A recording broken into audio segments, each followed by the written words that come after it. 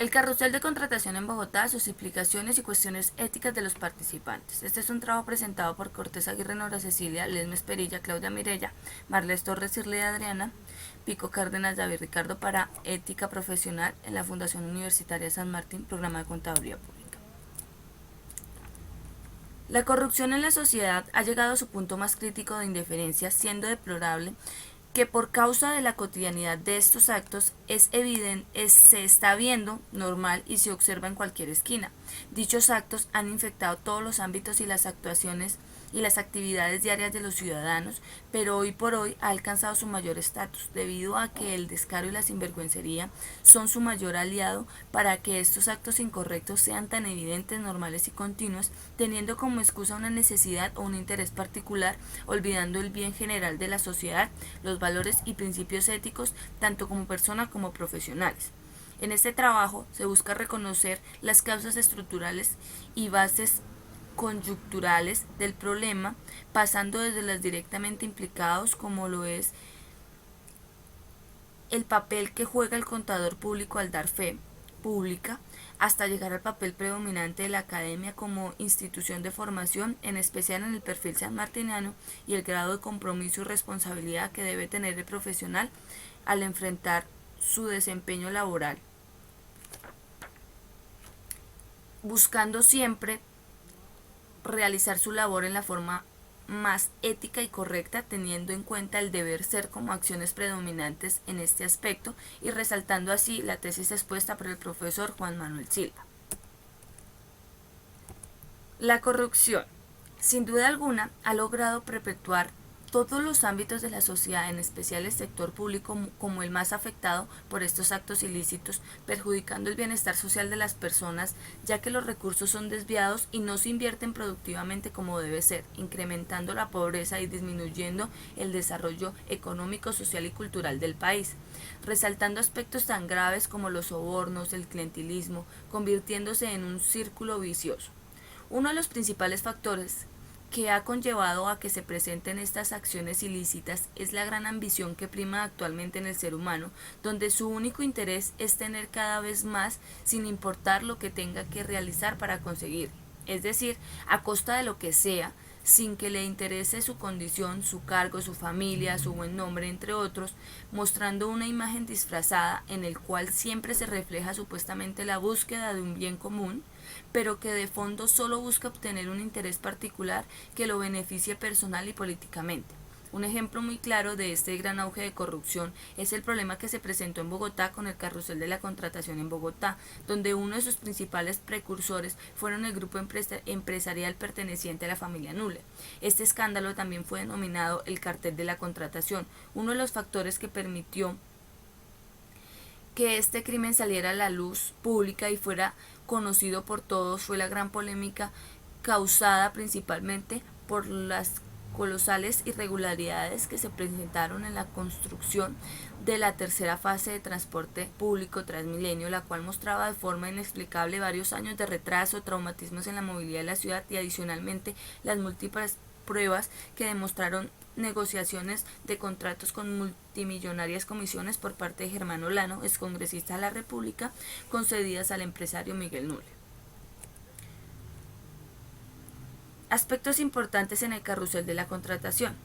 ¿Cuáles fueron las 5 pruebas reinas que destaparon el escándalo? Según lo explicaron los primos Nules, sus fachorías se conllevaron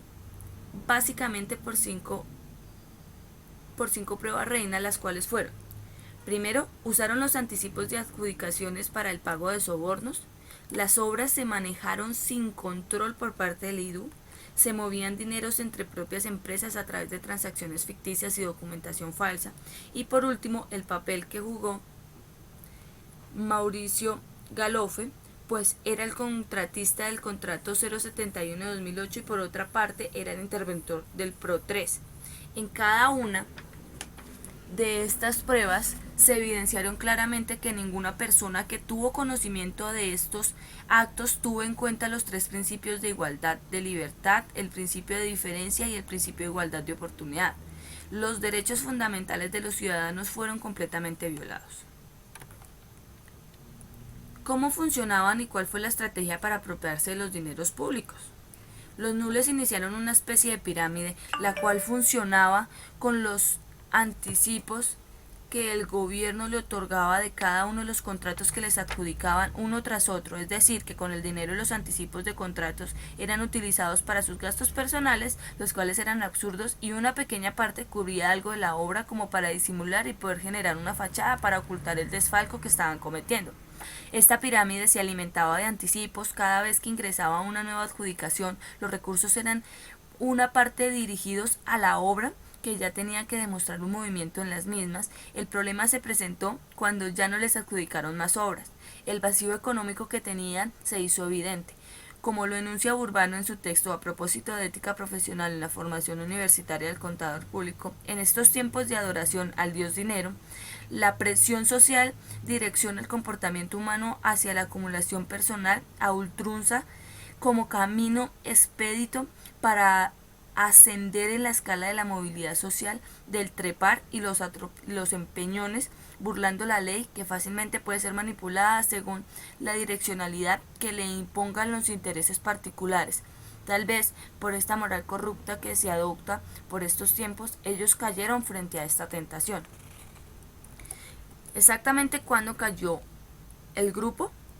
empresarial Nule venía presentando problemas de liquidez hacía varios años. Sin embargo, fue en la licitación de la Ruta del Sol el momento justo donde la empresa se vio seriamente afectada,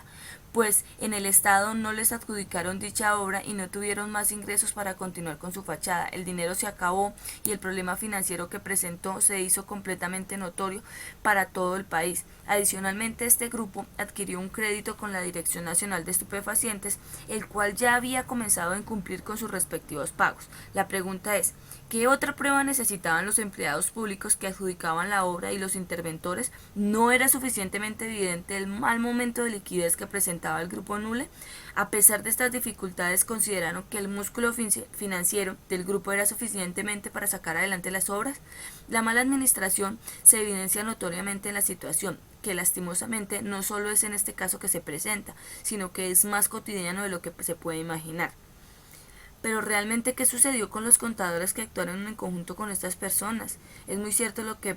menciona Burbano cuando nos dice que el contador público no puede reducir su ética y moral a lo aceptado o lo tolerado por la ley. Estaría incursionando en un terreno fértil para la comisión de atropellos contra el bien público y la dignidad de las personas. Estas personas pasaron por encima de todos los ciudadanos para alimentar su interés propio e ignorar completamente la ética autónoma. Implicaciones éticas. El carrusel de la contratación ha sido un ejemplo claro de cómo se despilfarran y desvían los recursos de la ciudad y del país en general, porque aunque fue un hecho que se descubrió en la capital, ocasionó que se descubrieran y salieran a la luz muchos más casos sobre procesos de contratación ilícitos que se presentan en el sector público en todo el país. A la hora de buscar culpables, la responsabilidad no recae solamente frente a los directamente implicados, ya que en este proceso, como en muchos otros que se presentan, se debió intervenir de forma oportuna y eficazmente. Por ejemplo, los entes de control, los grandes mandos, los profesionales, también se convirtieron en cómplices por omisión de procesos de fiscalización. Principalmente se podría resaltar el papel predominante que jugaron los contadores públicos y los revisores fiscales, al prestarse para adulterar la información contable de la empresa que se encontraba en quiebra, para con ello poder ganar licitaciones de miles de millones de pesos.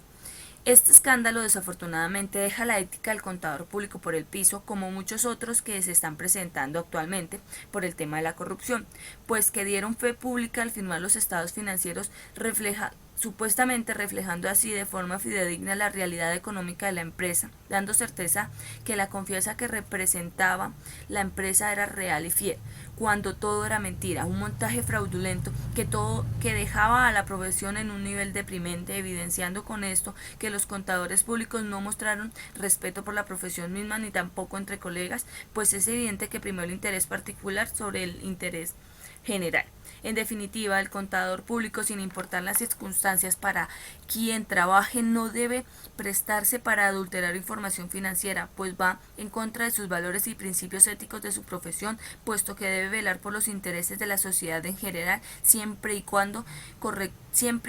actuando correctamente, así no esté estipulado en la ley. En cuanto al papel que juega la academia en este proceso de formación profesionales más íntegros y éticos, en el caso del contador sanmartiniano, la universidad muestra un perfil profesional adecuado a las exigencias de la sociedad, impartiendo entre las aulas momentos de aprendizajes que permiten reflexionar sobre el buen actuar del contador en el ejercicio de su profesión, pero definitivamente la responsabilidad final no recae sobre la academia, sino sobre cada persona, cada profesional, puesto que es ella la que decide si se deja o no influenciar por la sociedad y su común actuar, si comete o no actos fraudulentos que vayan en contra de su ética. Está en manos de los profesionales actuales y de los que están por graduarse en un futuro próximo cambiar esa imagen no tan fiel que la profesión actualmente ostenta, demostrando con su forma de proceder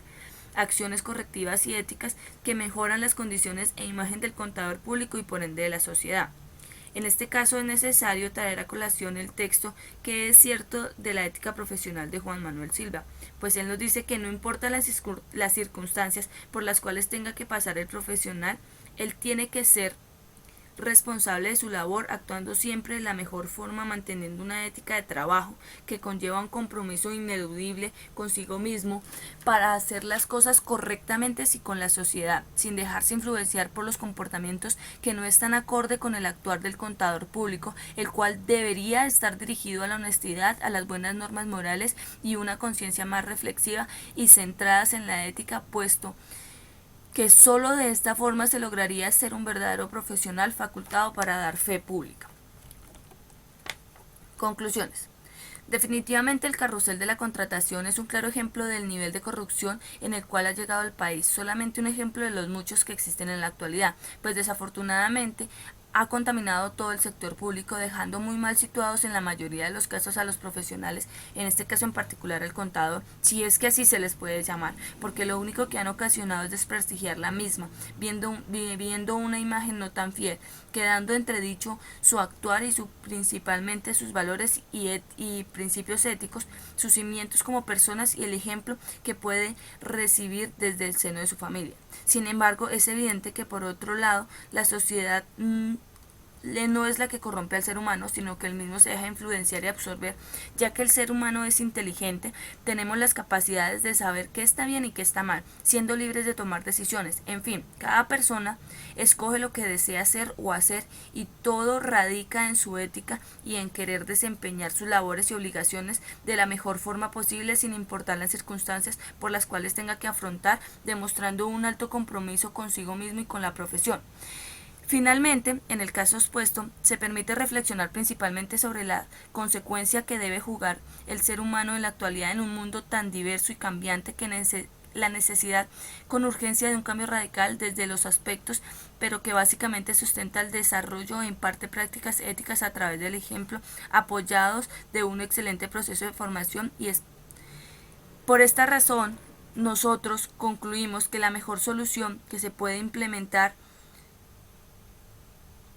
para corregir estos problemas éticos que presentan algunos colombianos como lo son los protagonistas de este escrito, sin duda alguna es la enseñanza de una ética autónoma que le permita al ciudadano tener el carácter y la fortaleza necesaria